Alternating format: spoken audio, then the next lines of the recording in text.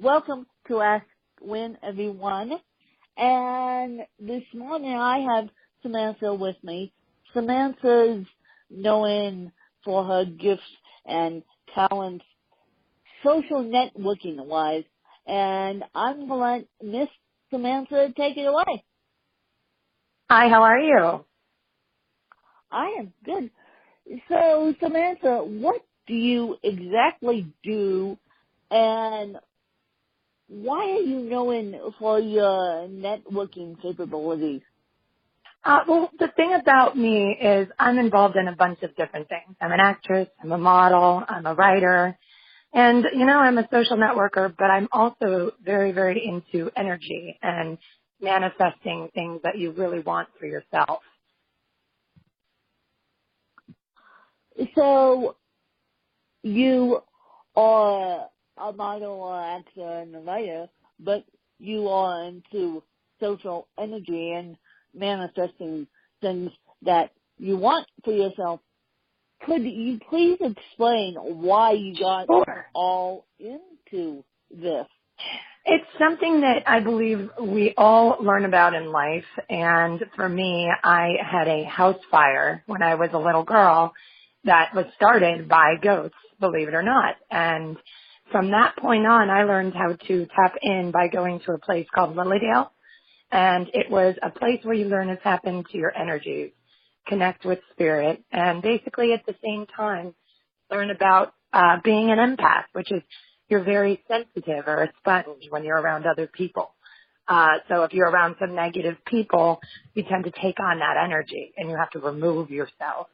And I learned different exercises through sound baths and meditation classes to kind of block it. But it also is a gift in the way that basically I'm able to attract nearly anything that I want in my life just with using my thought patterns. Well, how could someone like me, because I admit to you guys that I'm a Cancer, and so I shouldn't say guess, I know I'm an empath because I'm very, very, very sensitive. I mean, I'll cry at a drop of a hat. And the story goes, that's why I started this podcast, because I was doing live radio at the time. I was running my own live radio show, and the system I was using wouldn't let the guest in that day. And I remember crying on the live video and thinking, this is it. This is it. I'm not going to do this anymore. Fight the live radio thing. I'll come up with another way. So how do you teach as an empath to be sensitive but not overly sensitive? I Is there a way completely. or no? Yes, actually there is. When you get up in the morning, do you dream journal? Like, do you remember your dreams from the night before? I do. I actually had a dream, emailed it to someone, and we're working on it right now. Well, what's really interesting to do is keep a notebook next to your bed. First thing I like to do is clear all of yesterday's energy out of my routine in the morning when I wake up. This is going to help you protect your energy better in the day. You're going to write down in your dream journal whatever you remember from your dream. Then you're going to take a deep breath about 3 times, standing up, and pull your arms in as if you're pulling in a ball of energy, and then push it away. What you're doing is you're taking whatever's left of that energy from yesterday, be fear, be awareness, be negativity, and you're pushing it out of your energy. And then what you're going to do is you're going to stand up and you're going to imagine a white light going up your body and going down your body. So almost like it comes through up and it comes down through the head down to your feet. And you're going to really plant your feet on the ground. And then you're just going to do a couple more deep breaths and you're going to start your day with an intention. I intend to only surround myself with things that make me feel good. And that's one of the ways you can start with it. Seems like a lot, but it's really not. That's how I start my morning routine. So I intend to do something. And the funny thing is, I've been working on a project for the last 2 months.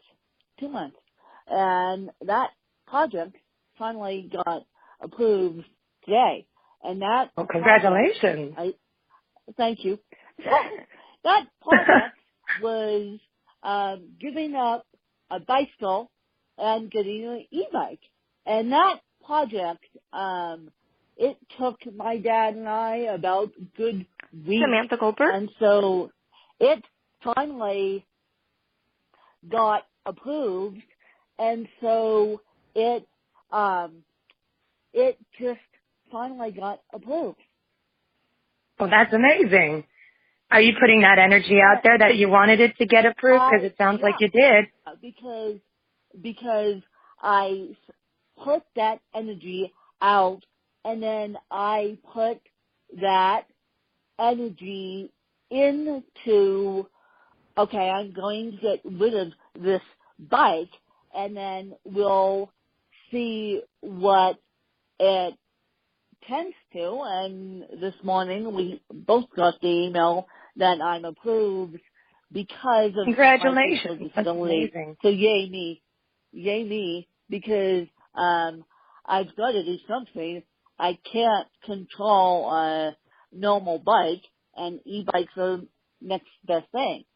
So of course, what ends up happening is I've decided whatever I put out to the universe, I get.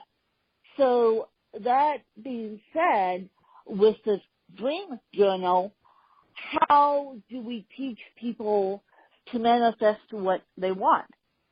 You really need to put it out into the universe, what it is specifically about that thing you want so bad that you want it. You can't just be like, I want money. You have to think about, what is the money going for? How does it make you feel when you don't have to worry about the funds? What good things are coming from this? Is this all positive related? If it is, and you're really sitting there and you're imagining as if you've already been going through the excitement of achieving getting this, then you're going to start creating it in your energy. What I like to say is the top of my fingers tingle when I'm manifesting, because they do. And when my fingers are tingling, because they're actually doing it from the top right now, believe it or not. So, yeah. Then your energy must be having cool. this. Yes. That is so cool. Well, I'll take a picture of this e-bike, you guys, and show it off on social media because I've been... Please do. I'd be happy to share it on mine for you. I've been waiting for this e-bike. I mean, e-bikes are generally only, 2 years old, and of course I'm getting one modified for me because they don't have recumbent e-bikes, but okay. I'm working on getting one modified. And so I'm super excited to see what this bike can do. I look forward to seeing you with a picture next to it. Well, I'm always putting things out to the universe.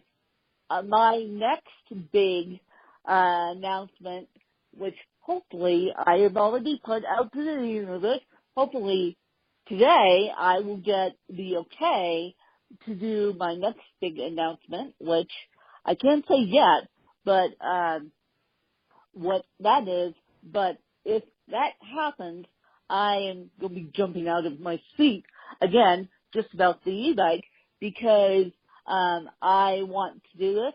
I know where the money is coming from. I know what I'm going to do with the rest of my life. But at the same time, how do we teach people who want to drag us down to stop dragging us down? Because I'm sure in the acting world, you have actors, actresses who want to drag us down, but how do we stop people? Well, I find that there's a lot of jealousy in this world, and we are going to have to accept that not everybody is going to understand us like we do. But in the case of that, you can surround them in white light if they're being hurtful towards you. What you're doing is you're just sending off a thank you, but no thank you energy. It's, you're basically not, you don't need to take in everybody's feelings towards you. But if you feel like someone's affecting you, put yourself in a white bubble, imaginary. Imagine a white bubble and zip it up in the front and zip it up in the back and just let yourself be protected by your bubble.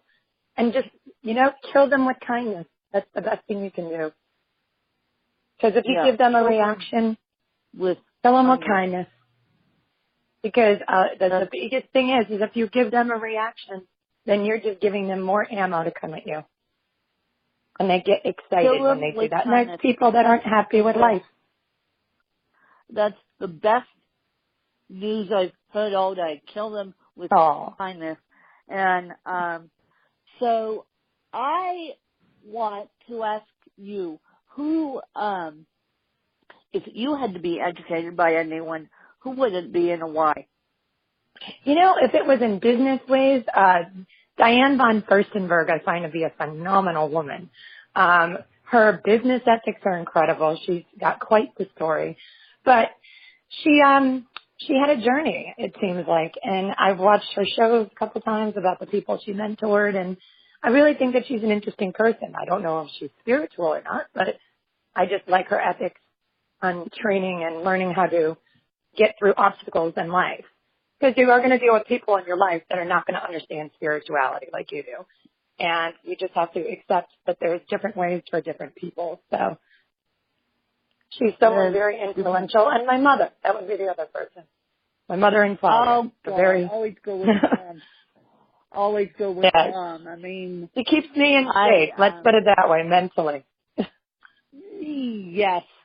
I actually am lucky because I have a stepmom and a biological mom. And they both... So you get 2 for 2. And 2 for 2, and they both come in shaping different ways. As a matter of fact, I lost my biological mom to a brain aneurysm and meningitis. She passed away of meningitis. The hospital did a medical malpractice, we believe, and did all that. So she keeps me in check because when I was visiting her and she was dying mentally and discovered, I asked her, I said, can I write a book on this incredible journey with cerebral palsy? And she said, yes, as long as you do it gracefully. So that is my number 1 best-selling book for 7 years now, and it could be found I'm going to have to pick audio, it up. could be found on Amazon, could be found on iBooks, could be found on Nook, could be found everywhere. So she keeps me in check. She makes sure that I'm doing the stuff that I should be doing with the book and the podcast and just being an advocate for others. And Samantha, what is your biggest life lesson and your biggest achievement? My biggest achievement would... my biggest life lesson, right? Tell me about it. I think I'm still learning my life lesson day to day. I don't think it ever goes away. But I think my biggest achievement would be, I would say, beating my bulimia. That would be, I was a bulimic for quite a few years and suffered extreme dental damage. And I was on the doctor 3 years ago because I told my story and was given a $30,000 dental makeover, which changed my health, which changed my work, which changed everything I attracted in life. And to me, that was a gift from the universe to save myself and really learn to love who I am inside, because how you feel on the inside reflects how you look on the outside, I believe. So you suffered bulimia. You were on the doctors 3 years ago, and they helped you. It's so funny you say that because we share the same publicist, Samantha and I. And yes, I do have a publicist, and yes, they are the return on investment has been wonderful. And so, absolutely, she's incredible. yeah, she's incredible. That team is incredible. Ruth Davis and Holly, I hooked up with Ruth. Ruth actually found me on LinkedIn, and I actually connected with her on LinkedIn, and she sent me a message saying I'm a publicist, and I said, okay, yes. You attracted that in an odd way. And the same way here. In an odd way. So we attracted the same publicist team together. And I say, when we say team, there's two of them, and they deserve all the credit in the world. But, do you do advocacy for bulimia? I'm actually looking into getting into volunteering at eating disorder clinics and speaking. I think that it'll be good to give myself a reminder of just being around others that are suffering and kind of giving it back. And plus, it's a form of service, and I believe giving service is probably the best thing you can do. That I need to start doing it more myself. You just reminded me today to make some phone calls. But so yes, I think being a voice to others. Do it. And what drives me nuts about the modeling industry and about the acting industry, and I actually wrote a novel about this because it drove me so nuts. In the modeling industry and in the acting industry, they all tell you guys to get so skinny, it's not even funny. Oh, damn. And it all depends what form of modeling or acting you're aiming for. If you're aiming for commercial, you have more of a flexibility in your look. If you're aiming for runway, that's where they're looking for more of a lean size. And not everyone's going to fit that. I'm more of a commercial model, but I'm also at the same time I have curves. We all have curves. I'm a happy size 6, and I don't care. It makes me feel good. So. I don't care. I'm probably a happy size 2, and I don't care. I mean, the skinniest I got, the unhealthiest I got was actually doing the Kona Ironman, believe it or not, because I had a teammate from, let's just say I had a teammate that I did not get along with, and this happens to be a family member, and that happened. Yeah. And it's like, and so the skinniest I ever got was doing the Kona doing the Ironman triathlon, and I'm like, I'll never go back to this weight again. Skinny me, and even though be happy, eat what you like, and just do it in moderation, and make sure that if your body is happy after you eat, it means that you ate something you enjoy. If your body is depressed a couple hours after you eat, it's because you ate something your body didn't enjoy. Exactly. And so skinny me didn't like me as skinny me, but healthier side to me seems to like me better. And so that being said, what would be your best advice for someone who is bulimic and who's listening to this podcast right now, because it's evergreen, and so you never know who's listening to your story, Samantha, on this podcast. And so what would be your best advice? The best advice I would say is, first of all, ask yourself to look in the mirror and ask yourself, how are you feeling after you throw up? Are you doing it because you have anxiety? Are you doing it because you're stressed? Are you doing it because you're worried about your body? Because if you think it's going to make you skinny, it's not. It actually made me bigger. But you're also going to suffer from issues with your dental, because my dental was so bad I almost died from it. So therefore, that bacteria almost went down to my heart. If you really want to kill yourself from the inside, be a bulimic. And if you need help, seek it out. There are other people going through the same thing as they are. So you just need to pick up that phone. It only weighs 1,000,000 pounds till you pick it up, and then it's the weight of a feather. So ask for help. Don't be afraid. Now, my next question. I may sound like a complete idiot, but I'm going to. Not at all. Never any idiotic questions in me, trust me. Well, never. Thank you for saying it. But is bulimia like suicide for your body? I mean, do they have a hotline Absolutely that you can call? And how does one deal with I would suggest I would suggest going into your computer, looking in Google and looking for nearest hotlines, or even just an online blog, and just read. And if you don't feel like talking to someone, read someone's blog on bulimia. I can put Holly in touch with that story that I was on, and the doctors. You could see my story. It's on my website. It'll be uploaded soon, and my website's under construction at the moment. But you'll be able to see my story on the doctors of what it did to me and the destruction it did to my teeth. You wouldn't believe I would be the same person 3 years ago. So just read about it. If you're scared to talk to someone, get on a blog. Go read conversations with people. Maybe have an online conversation. And then they'll seek you out to the right people.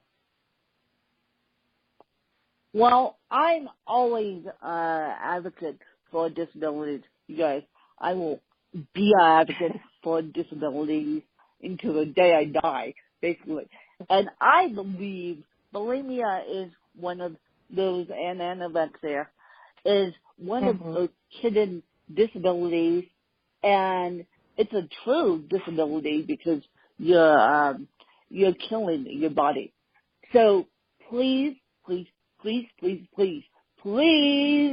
go read the blog and go put your computer out in front. And my computer is at the bottom of the hallway, but my door is open where the computer is. So please share it with your friends and family if you think I have bulimia, because I don't want you guys hiding this secret anymore, and nor does Samantha. Samantha got saved by the doctors, and the doctors is on ABC, and it's a daytime talk show, and Samantha got saved, but we're trying to save people's lives through my story of me being transparent with cerebral palsy and Samantha's story about being a bulimic. Yes. Yes. So before I let you go, I want you to ask me a couple questions about anything, about fitness, about cerebral palsy, about overcoming cerebral palsy, about overcoming anything. Well, first of all, I want to give you a huge congratulations on even having the show, because that's huge. And, your courage to come forth with everything that you're coming forward with is motivation to anyone to want to do whatever they want to do in life. So I just wanted to say thank you for that. But what got you to start your podcast? What drew you to be a voice to people? As I said, I lost my mom to meningitis. And during that whole process, I thought, well, doctors are not going to do anything for my mom.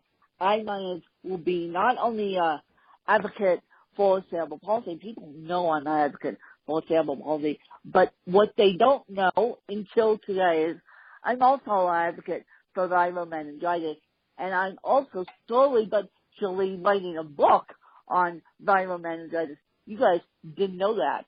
And so I am an advocate for all disabilities, including bulimia, and what started the podcast is writing my book. I Come a Win. It became a #1 bestseller, and it's still available on Amazon. It's also available on ebook platforms. If you buy an ebook copy, it goes directly to my PayPal. That's how I have it set up through aggregator site, Draft to Digital. And so I just want to be an advocate for people with disabilities and people that are suffering from bulimia, meningitis, you name it, I can basically handle it all. And that's why I'm becoming a fashion journalist, because I need to take me out of the picture just a little bit, and I need to share people's stories. Absolutely. I mean, everything that you say is amazing. And the fact that you're bringing a lot of attention to taking things that people worry about or stress about and taking it and making it more of something to be proud of, that's a beautiful moment right there. Well, yeah, but also I want to let people know that in the cerebral palsy community, I'm here in the bulimia community. You're here, and we can all work together on these disabilities and conquer the world and quit the disability stigma. I'm sure there's a stigma about bulimics out there that you would like to quit. Yes, I'm sorry. So, yeah. So I just cut out for a second. that let's all work together. I believe work as a team. Let's all change the world for the better. I agree 100%, and I think it's beautifully said. Sure. Well, I'm trying, and where can people find you if they want to know more about you? And I can give you my Instagram at the moment, my website. I can give you the website link. It's under construction, but will be up very soon. And that is www.IamSamanthaDiane.com. And the Instagram is I am Samantha Diane, all one word. Yep.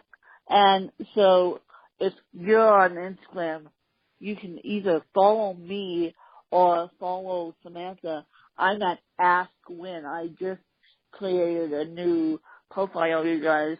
So I'm at Ask Win. Ask WIN. It's under my podcast name. Now, not under me, although I still have access to the one under me, but I'm using Ask Win. So, yeah. And so I appreciate your time, Samantha. I know Thank you so much. Had a little scheduling issue due to an airplane. Oh boy! I've been there. I told Luz, just to give you a little bit behind the scenes, you guys. When Luz sent me a text saying, check your email about the interview, I said, I've been there, done that. I've been there, done that, and it's not fun. It's not fun when you're in the airport and they change the flights. And it's not fun. It always happens around Christmas time for me. That's why I gave you the grace and rescheduled your interview, because I'm like, she's not going to be invested today to do the interview if I let this one slide today. And so I'm happy we got it done. But that's what happens when you have a podcast. Life gets in the way. Exactly. With the punches. But at least you were safe in the end, and you're able to get to your podcast. At least I was safe in the end, and at least you were safe in the end about your airplane travel when you were trying to originally schedule this interview with Bruce and Holly and I.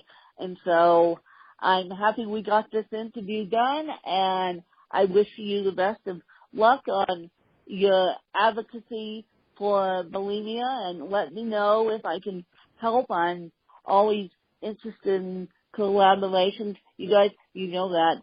I am absolutely busy promoting cerebral palsy the best I can, and now promoting meningitis and bulimia so people can stay away from those disabilities, and I will put, I can see if, you can send it to me. I will put Samantha's story on the doctors in the show notes, but please, please, please, please, please, if you're listening to this podcast and you feel like you're bulimic, please reach out for help.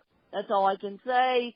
Please reach out to me. Please reach out to Samantha. Please just be aware, because I know with these physical disabilities, if we lose weight quickly, it all goes downhill personally.